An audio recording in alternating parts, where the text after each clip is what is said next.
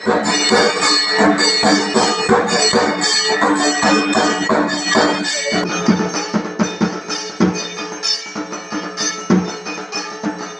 ঠাকুর কিন্তু আসল কথাটা বলে গেছে, যত মত তত পথ। এইগুলো হচ্ছে এক একজন মহাত্মা এসছেন।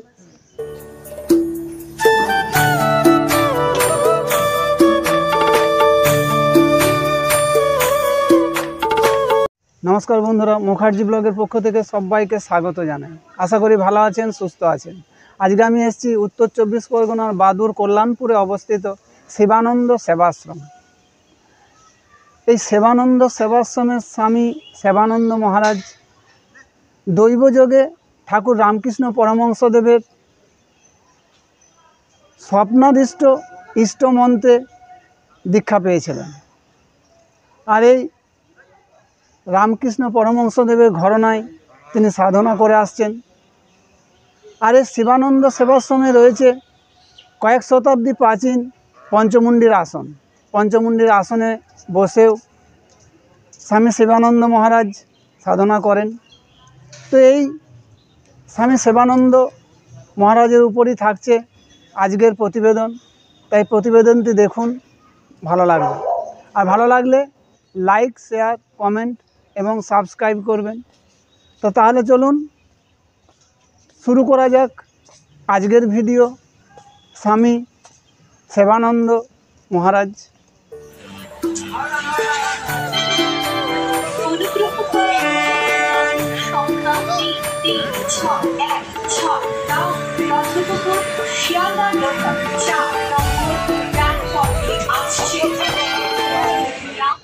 তো পৌঁছে গেলাম মধ্যমগ্রাম স্টেশনে। শিয়ালদা থেকে হাসনাবাদ লোকাল অথবা বনগাঁ লোকাল অথবা দত্তপুকুর লোকাল অথবা বারাসাত লোকাল ধরে চলে আসুন এই মধ্যমগ্রাম স্টেশনে। এই মধ্যমগ্রাম স্টেশনে যে মুখে নামবেন সেই মুখে কিছুটা আগিয়ে এসে এই যে ফুটওভার ব্রিজ দেখছেন, এই যে সিঁড়ি, এই ফুটওভার ব্রিজ ধরে ডান দিকে বাইরে বেরিয়ে আসুন। ওখান থেকে টোটো পাবেন, তাতে করে পৌঁছাতে পারবেন মধ্যমগ্রাম চৌমাথা। টোটোয় 10 টাকা ভাড়া নেবে, পৌঁছে যাবেন চারমাথার মোড়। এই যে লাইন দিয়ে টোটোগুলো দেখছেন, এই টোটোগুলোই যাবে মধ্যমগ্রাম চারমাথার মোড়। এটাই হলো মধ্যমগ্রাম চৌমাথার মোড়। এই রাস্তাটা সোজা যাচ্ছে বারাসাত, আর এই রাস্তাটা সোজা যাচ্ছে কলকাতা। আর এটা সোজা এই রোডটা যাচ্ছে বাদু রোড, সোজা বাদু রোড। আর এই পেছন দিকের এই রোডটা হলো মধ্যমগ্রাম স্টেশন। চারমাথার মোড় থেকে এই বাদু রোডটায় ঢুকে পড়ুন। ঢুকে পড়ে এই যে সামনে মধ্যমগ্রাম থানা দেখছেন, এই থানা থেকে কিছুটা এগিয়ে গেলে ওই যে সামনে টোটোগুলো দাঁড়িয়ে আছে, ওই টোটোগুলোই যাবে। দাদা চলুন। আর এখান থেকে বাসও পেতে পারেন, বাস ধরেও যেতে পারেন। তো আমি অটোয় করে এসে এই বাদু স্টপেজে নামলাম। এই বাদু স্টপেজে নেমেই ডান দিকে ঘুরে যাচ্ছে এই যে গলির ভেতর এই রাস্তা, এই রাস্তাটায় সোজা যাচ্ছে শিবানন্দ সেবাশ্রম।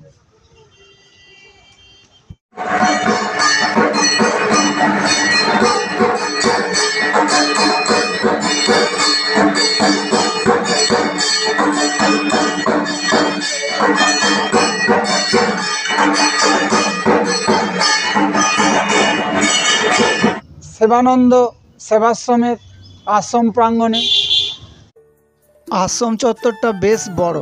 একসময় এই এলাকাটা জঙ্গলাকীর্ণ ছিল, কিন্তু এখন এর ভেতরের পরিবেশটা খুবই সুন্দর, একটা আধ্যাত্মিক পরিবেশ। আর আশ্রমের ভেতরেই রয়েছে বড় বড় গাছ এবং টবেও রয়েছে সুন্দর ফুলের গাছ। আর আমার তো খুবই ভালো লাগছে, খুবই সুন্দর আশ্রমের আধ্যাত্মিক পরিবেশ। তো মন্দিরের গর্ভগৃহে প্রবেশ করেই ডান দিকেই রয়েছে দেবাদিদেব মহাদেব। এখানে কালো কষ্টি পাথরের শিবলিঙ্গ আর একটি বেলগাছ।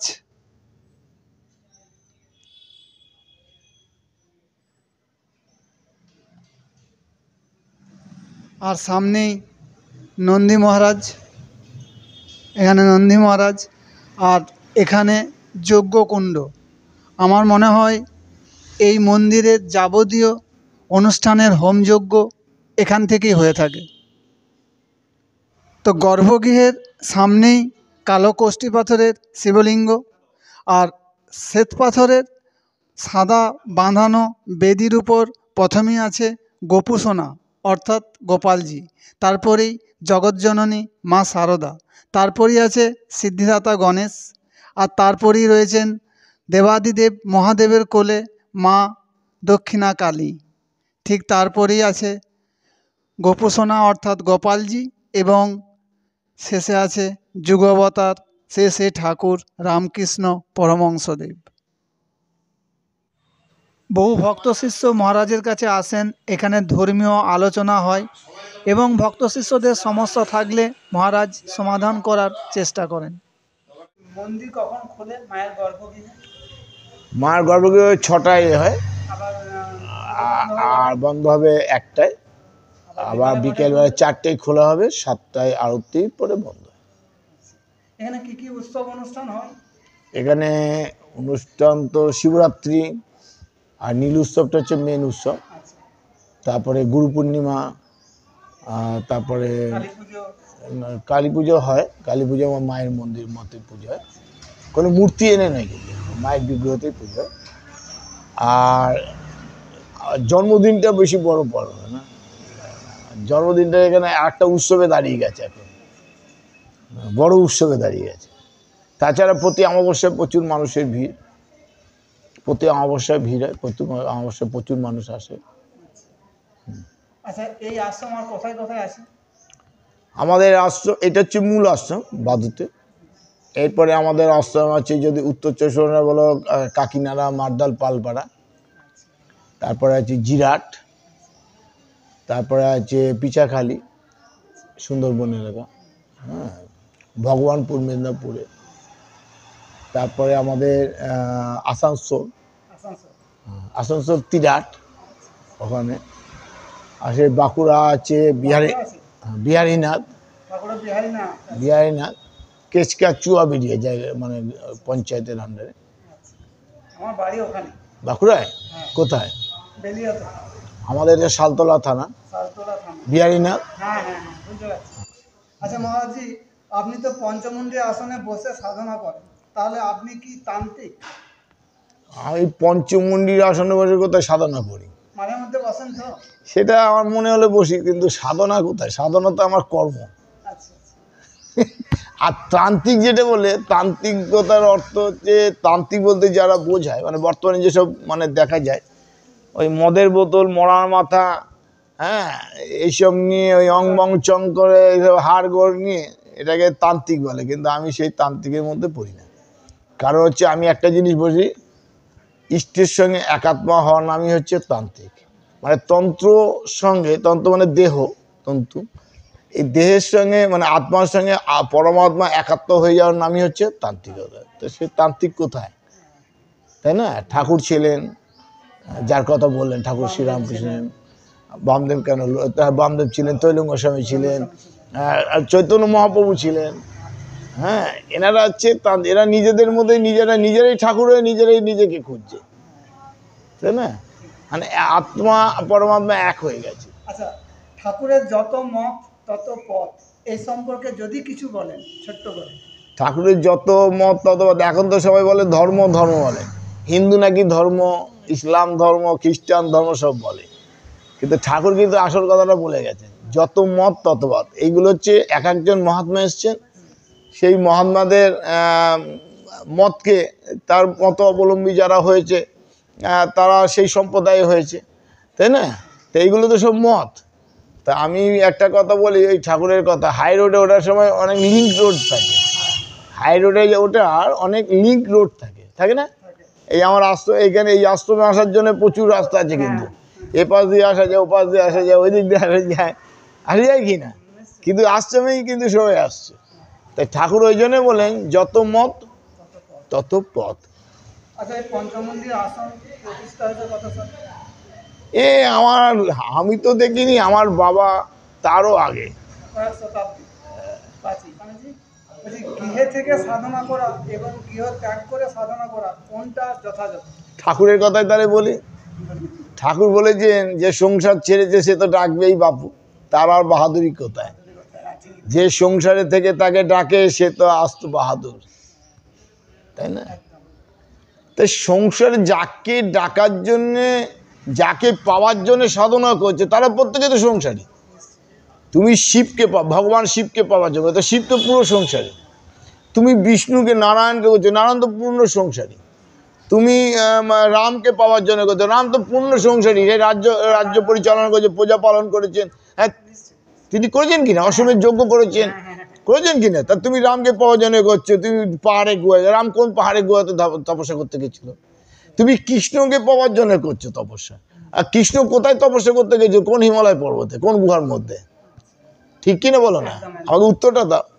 তাহলে কৃষ্ণকে পাওয়ার জন্য করছো। কৃষ্ণ তো পূর্ণ সংসারী, সংসারী কি না? বসো বসো, কৃষ্ণ পূর্ণ সংসারী, সংসারী নয়। তাহলে কৃষ্ণকে পাওয়ার জন্য যদি গুহা পর্বতে যারা বসে আছে, কৃষ্ণকে পাওয়ার জন্য যারা পাহাড় পর্বতে বসে তপস্যা করছে, তারা তাহলে কি? আমাকে পাওয়ার জন্য কেউ যদি আমার বাজারে বসে থাকে যে মহারাজ এখান দিয়ে যাবে, মহারাজকে ধরবো, তাহলে সে বসে, আমি নাও যেতে পারি তো পাশ দিয়ে, আমি এ পাশ দিয়ে যেতে পারি কি, কিন্তু সে যদি আমার এখানে চলে আসে কিন্তু আমাকে দেখা পেয়ে যাবে, পাবে কি না? বা এখানে সে যদি বসে থেকে দেখা পাবে। তার মানে কি, যাদের জন্য তপস্যা করছে তারা প্রত্যেকেই কি সংসারী কি না? তাহলে সংসার ছেড়ে কিছু আছে কি? তুমি জগৎ সংসার আর তোমার একটা নিজের সংসার। তো এই সংসারে যে একজনে ভাত রান্না করতে পারে না, সেই 10 জনের বেশি ভাত রান্না করতে যায়, কেমন হবে? তাই জন্য আমার একটা কথা লেখা আছে, কর্তব্য কর্ম ফেলে কাটিলে তিলক চন্দন, সুখ নাই মেলে। আচ্ছা, কেউ যদি এই সাধনা করতে চায় তাকে কি উপদেশ দেবে? সাধনা করতে গেলে প্রথম বলবো আগে সৎ হতে হবে, সত্য পথে থাকতে হবে, সৎ চিন্তার অধিকারী হতে হবে, সৎ মানসিকতার অধিকারী হতে হবে, এবং সূচি হতে হবে। প্রথমে কর্মকে বিশ্বাস করি, কারণ গীতার কর্মযোগকে আমি বিশেষ করে প্রাধান্য দিই। আর আমি জানি কর্ম ছাড়া জগতে কিছু হতে পারে না। সেই জন্যে একটা কথা বলি, কৃষ্ণদ্বৈপায়ন বেদব্যাস তিনি চতুর্বেদ রচনা করেছিলেন, 18টা পুরাণ রচনা করেছিলেন, এবং সর্বশ্রেষ্ঠ মানে বড় মহাকাব্য হিসেবে মহাভারত রচনা করেছিলেন, এবং সর্ব উল্লেখযোগ্য যিনি সৃষ্টি করেছেন সেটা হচ্ছে ভাগবত, শ্রীমদ্ ভাগবত। তা কিন্তু ঘটনা, এত কিছু রচনার পরেও এই কৃষ্ণদ্বৈপায়ন বেদব্যাস প্রথমে একটি শ্লোক লিখেছিলেন। এই শ্লোকটা হচ্ছে, সত্য রূপম পরম ব্রহ্ম, সত্যং হি পরম তপঃ, সত্য মূলা ক্রিয়া সর্বা, সত্য হি পরত নহি। সত্যই হচ্ছে তপস্যা, সত্যই হচ্ছে ভগবান, সত্যই পরম ব্রহ্ম, সত্যই হচ্ছে ভগবান, সত্যই হচ্ছে তপস্যা। জগতের যত বড় বড় শ্রেষ্ঠ কর্ম হয়েছে, কাজ হয়েছে, তার মূল হচ্ছে সত্য। সত্য ছাড়া জগতে কোনো কিছু ভালো কিছু বা মহৎ কিছু হতে পারে না। ভক্ত শিষ্য এবং প্রতিটি মানুষের উদ্দেশ্যে কি মেসেজ দেবেন? আমি একটা কথা বলবো যে সৎ হও, সৎ পথে চলে ঈশ্বর যা তোমাকে দিয়েছে তাতে সন্তুষ্ট থাকো। কারণ ঈশ্বর তোমাকে যেটুকু দিয়েছে সেটা তোমার অনেক বড় প্রাপ্য। কারণ তুমি দেখবে তোমার নিচে যারা আছে তার থেকে অনেক কিছু পায়নি সে, তুমি তো তার থেকে বেশি পেয়েছো। তাহলে কেন তুমি সন্তুষ্ট নাও? তুমি আরও কেন চাও? যোগ্যতা তৈরি করো, নিশ্চয়ই তুমি পাবে। আর ঈশ্বর দেওয়ার জন্যই তৈরি আছে। তুমি যোগ্যতা ছাড়া চাও, তাহলে সেটাকে বলা হবে যোগ্যতা ছাড়া চাওয়াকে কি বলা হয়? অযোগ্যতা, তাই না? আর অযোগ্য জিনিস তুমি কখনোই তোমার পক্ষে প্রযোজ্য হবে না। তাই আমি ভক্ত সন্তান বলবো যে সত্যিকারের মানুষ হও। মনুষ্য জীব হয়ে বেঁচে থেকে লাভ নেই। আর মানুষ হতে গেলে প্রকৃত শিক্ষার সঙ্গে ধর্মীয় সংস্কার থাকতে হবে। যেমন রান্না করতে গেলে তুমি বিভিন্ন মশলা দিয়ে যতই কষো না কেন, সুন্দর দেখতে হবে, সুন্দর সুগন্ধ বেরোবে, কিন্তু টেস্টটা মুখে দিতে পারবে না, না নিজে দিতে পারবে না, না কাউকে খাওয়াতে পারবে। তাই নুন বস্তুটা দিলে কিন্তু সেটা কিন্তু সুস্বাদু হবে, এবং তুমি নিজেও খেতে পারবে, অন্যকেও খাওয়াতে পারবে। তাই তুমি যত বড় বিজ্ঞানী হও, তুমি বড় যাও ডাক্তার হও, বড় বড় যাই হোক না কেন, যদি তোর মধ্যে ধর্মীয় ভাব না থাকে, ধর্মীয় সংস্কার যদি শুদ্ধ সংস্কার না থাকে, তুমি মানুষ হতে পারবে না।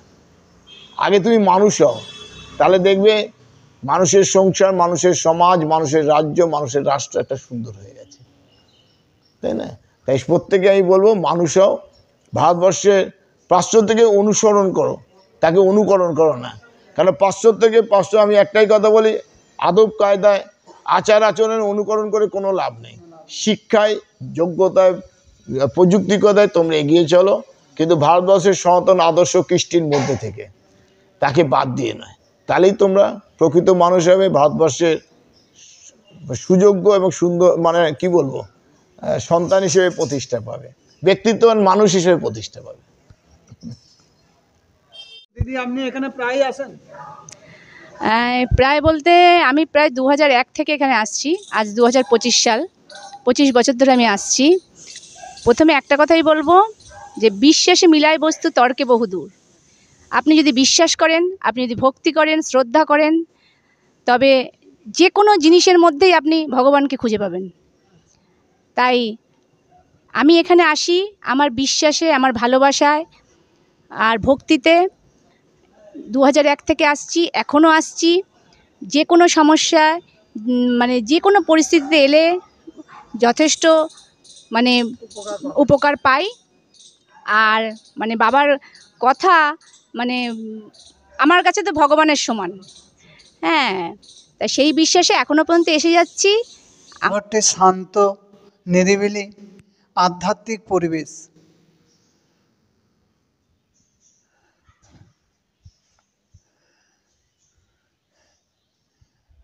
এটা কি গাছ? আম গাছ। আচ্ছা আচ্ছা, আম গাছ।